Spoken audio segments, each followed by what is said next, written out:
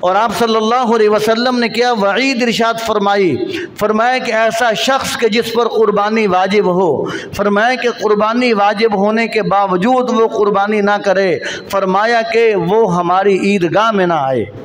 وہ ہماری عیدگاہ میں نہ آئے۔ جس سے آدمی سخت ناراض ہوتا ہے تو اس کو آدمی کہتا ہے کہ تو نے کبھی بھی میرے گھر نہیں آنا، تجھے میرے گھر آنے کی اجازت نہیں ہے، اس لیے کہ یہ ناراضگی کا آدمی اظہار کرتا ہے۔ اور آپ صلی اللہ علیہ وسلم جس کو اللہ تعالیٰ نے مال و دولت دیا ہے،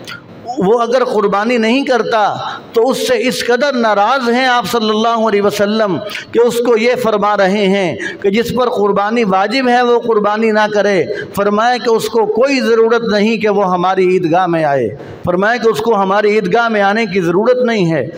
تو کیسی سخت وعید ارشاد فرمائی۔ تو اس لیے ہمیں چاہیے کہ اگر اللہ تبارک و تعالیٰ نے صاحب حیثیت مالدار بنا رکھا ہو تو آدمی لازمی طور پر قربانی کرے۔ يا أيها الذين